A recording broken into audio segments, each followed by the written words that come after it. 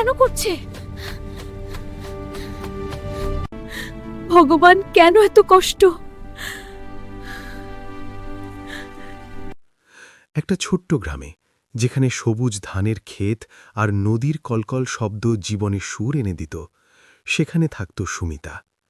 সুমিতা ছিল একজন সাধারণ গৃহবধূ, যার জীবন তার স্বামী রাজেশ এবং মেয়ে পিয়ার চারপাশেই ঘুরত। রাজেশ ছিল একজন পরিশ্রমী কৃষক।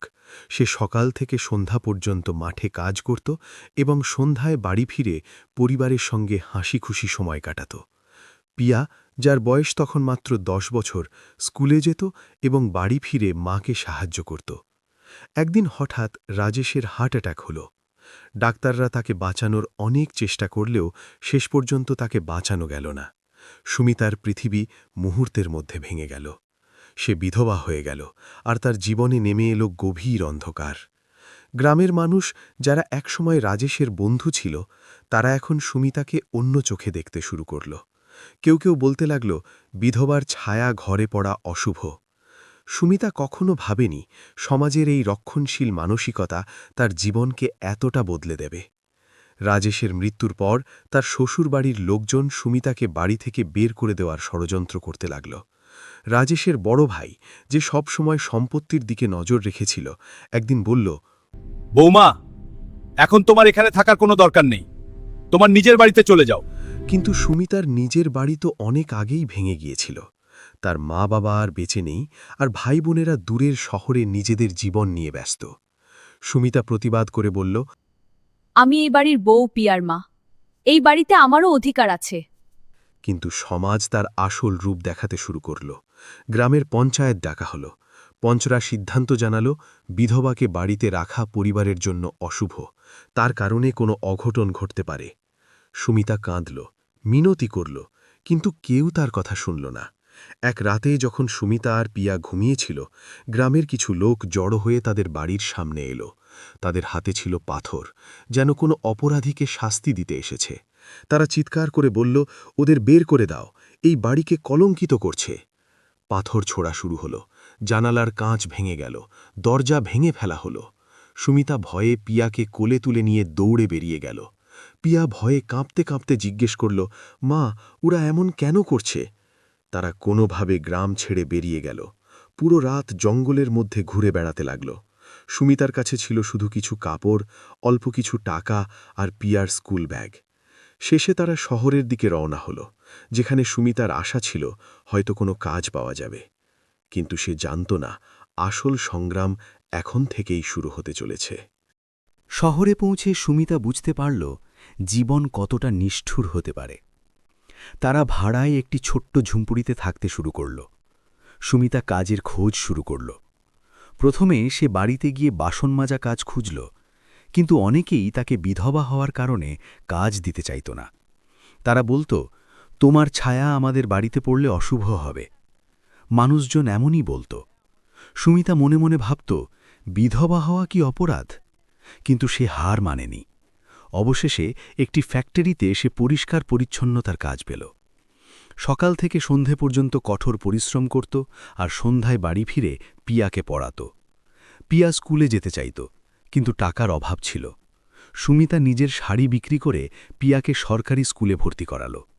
পিয়া খুব মেধাবী ছিল, কিন্তু সহপাঠীরা তাকে কটাক্ষ করত, তোর বাবা কোথায়? তুই তো বিধবার মেয়ে, তাই না? পিয়া কাঁদত, কিন্তু মাকে বলত, মা, আমি পড়াশোনা করব আর বড় মানুষ হব। সুমিতা বাইরে থেকে হাসত, কিন্তু ভিতরে ভিতরে ভেঙে পড়ত। অনেক রাত না খেয়ে ঘুমাতে হতো, কারণ আয় খুব কম ছিল। একদিন ফ্যাক্টরির মালিক সুমিতাকে কাজ থেকে বের করে দিল, কারণ সে ওভারটাইম করতে রাজি হয়নি, কারণ পিয়া বাড়িতে একা ছিল। এরপর সুমিতা রাস্তায় সবজি বিক্রি করা শুরু করল। প্রতিদিন ভোরে বাজারে যেত, সবজি কিনত এবং সারা দিন বিক্রি করত। বৃষ্টি হোক বা রোদ, সে থামত না। একদিন এক ধনী মহিলা তাকে বলল, তোমার মেয়ে পড়ছে, ভালো কথা, কিন্তু বিধবার মেয়েকে সমাজ কোথায় জায়গা দেয়? সুমিতা জবাব দিল, সমাজ যদি জায়গা না দেয়, তাহলে আমরা নিজেরাই আমাদের জায়গা তৈরি করব। তবে তার মনে ভয় ছিল। পিয়া তখন 12 বছর বয়সী। গ্রামের পুরনো স্মৃতি তাকে কষ্ট দিত। সে জিজ্ঞেস করত, মা, আমাদের কেন বের করে দেওয়া হয়েছিল? আমরা কি কোনো ভুল করেছিলাম? সুমিতা বলতো, না মা, সমাজের চিন্তাভাবনা পুরনো, তারা বিধবাকে বোঝা মনে করে, কিন্তু আমরা প্রমাণ করব আমরা শক্তিশালী। ধীরে ধীরে সুমিতা কিছু টাকা জমানো শুরু করল। সে একটি ছোট দোকান খুলল, যেখানে চা আর নাস্তা বিক্রি করত। পিয়া স্কুল থেকে ফিরে তাকে সাহায্য করত, কিন্তু সমস্যা কমল না। পাশের দোকানদাররা তাকে বিরক্ত করত। বিধবা হয়ে দোকান চালাবে, কাউকে বিয়ে করে নাও। সুমিতা চুপ থাকত, কিন্তু ভিতরে ভিতরে কষ্ট পেত। এক রাতে তার দোকানে আগুন লেগে গেল। কেউ ইচ্ছে করে আগুন লাগিয়েছিল, হয়তো হিংসার কারণে। সব কিছু পুড়ে ছাই হয়ে গেল। সুমিতা আর পিয়া আবার রাস্তায় এসে দাঁড়াল। ভগবান, কেন এত কষ্ট? কিন্তু পিয়া বলল, মা, আমরা হার মানব না, আমি পড়াশোনা চালিয়ে যাব। এরপর তারা এক বন্ধুর সাহায্যে অন্য শহরে চলে গেল। সেখানে সুমিতা সেলাইয়ের কাজ শিখল এবং বাড়ি বাড়ি কাপড় সেলাই করতে লাগল।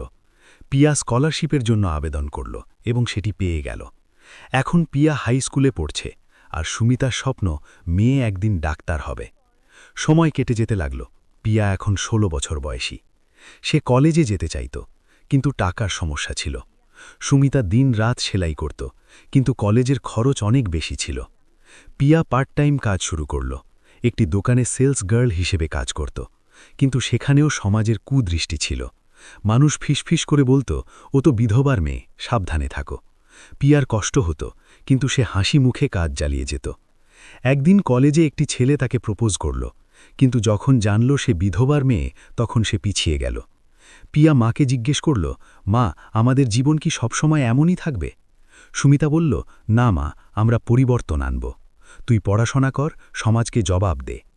সুমিতা ঋণ নিয়ে পিয়াকে মেডিকেল কলেজে ভর্তি করাল, কিন্তু সেই ঋণ শোধ করা খুব কঠিন ছিল। সুমিতা দিনে 2 শিফটে কাজ করতে লাগল। একদিন সে অসুস্থ হয়ে পড়ল। ডাক্তার বলল, তোমার বিশ্রাম দরকার, না হলে প্রাণের ঝুঁকি আছে। কিন্তু সুমিতা থামেনি। পিয়া পড়াশোনার পাশাপাশি মায়ের দেখাশোনা করত। মেডিকেল কলেজেও তাকে নানা কটাক্ষ শুনতে হতো। তোমার মা কি করে? সেলাই। আর তুমি এখানে পড়ছ? কিন্তু পিয়া কঠোর পরিশ্রম করল। সে ক্লাসের সেরা ছাত্রী হয়ে উঠল। এক অধ্যাপক তার মেধা দেখে তাকে সাহায্য করলেন এবং স্কলারশিপের ব্যবস্থা করে দিলেন। তবুও সমাজের ষড়যন্ত্র থামল না। গ্রামের এক আত্মীয় শহরে এসে সুমিতাকে হুমকি দিল, পিয়ার বিয়ে দিয়ে দাও, না হলে আমরা বদনাম করব। সুমিতা দৃঢ়ভাবে বলল, আমার মেয়ে পড়বে, ডাক্তার হবে, বিয়ে পরে হবে। এরপর সেই আত্মীয় গ্রামে গুজব ছড়াতে লাগল। মানুষ সুমিতাকে ফোন করে অপমান করত। একদিন পিয়ার কলেজেও গুজব ছড়িয়ে পড়ল যে সে চরিত্রহীন। পিয়া ভেঙে পড়ল, কিন্তু সুমিতা তাকে সামলাল। সে বলল, মা, এগুলো সেই পাথর যা সমাজ আমাদের দিকে ছুঁড়ে মারে।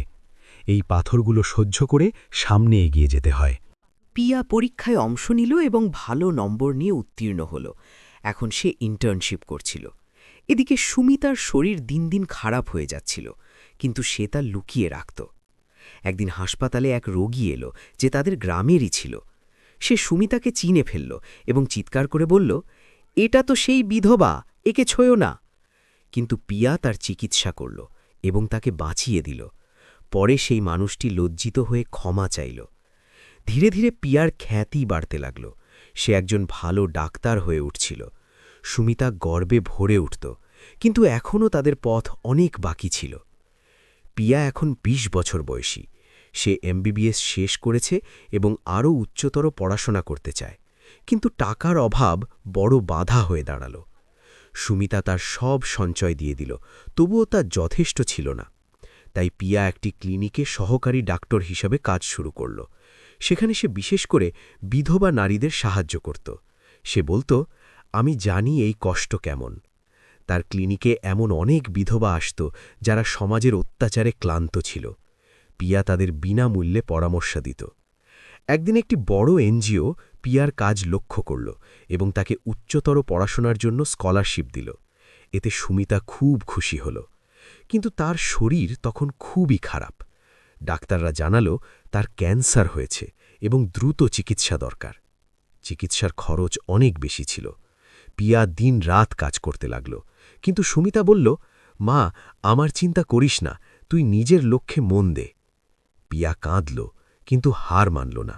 সে একটি ফান্ড রেজিং শুরু করল, বিশেষ করে বিধবাদের জন্য। মানুষ দান করতে শুরু করল, কারণ পিয়ার গল্প তখন অনেকের কাছে পৌঁছে গিয়েছিল। যে সমাজ একসময় তাদের দিকে পাথর ছুঁড়েছিল, সেই সমাজই এখন তাদের জন্য হাততালি দিচ্ছিল। পিয়া একটি বই লিখল, বিধবার সংগ্রাম, যেখানে মা মেয়ের গল্প তুলে ধরা হয়েছিল। বইটি খুব জনপ্রিয় হয়ে উঠল। সেই টাকা দিয়ে সুমিতার চিকিৎসা হল এবং সে ধীরে ধীরে সুস্থ হয়ে উঠল। পিয়া তার উচ্চতর ডিগ্রি সম্পন্ন করল এবং নিজের একটি ক্লিনিক খুলল, যেখানে বিধবা ও গরিব নারীরা বিনামূল্যে চিকিৎসা পেত। গ্রামের মানুষ এখন লজ্জিত। তারা সুমিতাকে আবার গ্রামে ফিরে আসার জন্য অনুরোধ করতে এলো। কিন্তু সুমিতা বলল, এখন আমাদের ঘর আমাদের সংগ্রামেই গড়া। পিয়া পরে এক ডাক্তারের সাথে বিয়ে করল, যে তার চিন্তাধারা বুঝত। তারা সুখে জীবন কাটাতে লাগল। সমাজও ধীরে ধীরে বদলাতে শুরু করল, কারণ এক মা ও মেয়ে কখনো হার মানেনি। পিয়া একদিন বলল, মা, আমরা তো পাথর দিয়েই সিঁড়ি বানিয়েছি। সুমিতা হাসল, হ্যাঁ মা, সংগ্রাম ছাড়া কোনো দিন সাফল্য পাওয়া যায় না।